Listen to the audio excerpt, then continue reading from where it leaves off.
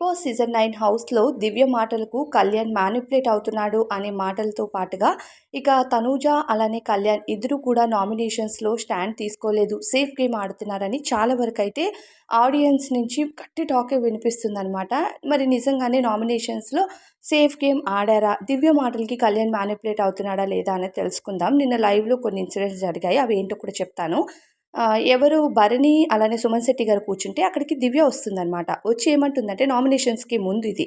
వచ్చి భరణి గారిని నామినేషన్స్ విషయంలో అయినా మీరు గట్టి స్టాండ్ తీసుకోండి. రెండవసారి మీకొక ఛాన్స్ వచ్చింది కాబట్టి దాన్ని యుటిలైజ్ చేసుకోవాలి. స్ట్రాంగ్‌గా నామినేట్ చేయాలి మీరు అని అంటే ఎవరిని నామినేట్ చేయాలి అని భరణి గారు అడుగుతారు. అప్పుడు దివ్య ఏమంటుందంటే నేను ఎవరిని నామినేట్ చేయమంటున్నానంటే నిఖిల్‌ని నామినేట్ చేయమని చెప్తున్నాను అని చెప్తుందనమాట.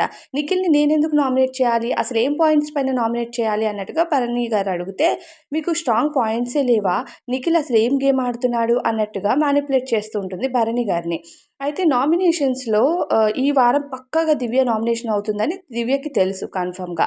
సో, దివ్య కంటే అంటే ఇప్పుడు ఎవరు నిఖిల్, గౌరవ్ అయితే లీస్ట్ ఓటింగ్స్‌తో ఉన్నారు వాళ్ళు obviously. So, Gaurav already danger జోన్‌కెళ్ళొచ్చాడు కాబట్టి దివ్యకి తెలుసు. సో, దివ్య ఏమనుకుందంటే నేను గౌరవ్‌ని నామినేట్ చేస్తాను. భరణి గారితో ఎలా అయినా నిఖిల్‌ని nominate చేయిస్తానని fix అయిందిక్కడ.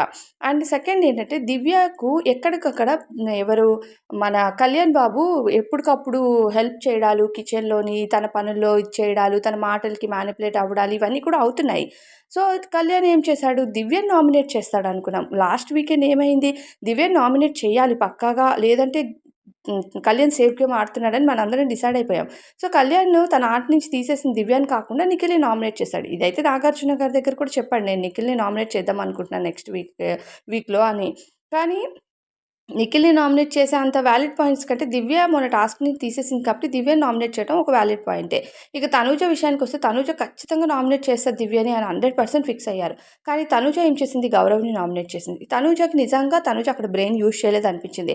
Gaurav already danger జోన్‌లోకెళ్ళాడు. కాంపిటీషన్ అంటే దివ్య. సో, దివ్య ఔట్ అవ్వాలి అంటే గౌరవ్ నిఖిల్ నామినేషన్స్‌లో ఉండకూడదు. అప్పుడే దివ్యకి లీస్ట్ ఓటింగ్‌తో దివ్య బయటికి వెళ్తది. కానీ దివ్య కంటే లీస్ట్ ఓటింగ్స్‌లో నిఖిల్, గౌరవ్ ఉన్నారు. సో, వాళ్ళిద్దరూ నామినేషన్స్‌లో ఉంటే దివ్య ఖచ్చితంగా సేవ్ అవుతుందని దివ్యకి తెలుసు. అందుకని దివ్య ఎక్కడికక్కడ జనాల్ని మ్యానిపులేట్ చేస్తుంది. నేను గౌరవ్‌ని చేస్తాను, భరణి గారు నిఖిల్‌ని చేయాలి. లేదంటే కళ్యాణ్ నిఖిల్‌ని చేయాలని ఫిక్స్ అయిపోయింది. ఆ ఫిక్స్ అయిన స్ట్రాటజీ ప్లే చేసింది. అది వర్కౌట్ అయిందని చెప్పాలి. ఇంకా ఈ తనూజ వీళ్ళందరూ కూడా గౌరవ్‌ని నామినేట్ చేసి అసలు దివ్య ఆటకి ప్లస్ పాయింట్ చేశారని నాకు అనిపించింది. ఆల్రెడీ రీతి చేసేసిద్దిలే నేను ఇంకొకటి చేద్దాము అనే స్ట్రాటజీ కంటే నామినేషన్ వేస్ట్ అయినా పర్వాలేదని కళ్యాణ్, తనూజ వీళ్ళందరూ కూడా దివ్యనే నామినేట్ చేసి గౌరవ్, నిఖిల్ నామినేషన్స్‌లోకి రాకుండా ఉండుంటే ఈ వారం ఖచ్చితంగా దివ్య అయితే హౌస్ నుండి ఔట్ అయ్యేది. సో, ఇప్పుడు 100% దివ్య సేవ్ అవుతుందని నా ఫీలింగ్. మరి ఎవరి స్ట్రాటజీ వర్కౌట్ అయిందనుకుంటున్నారు?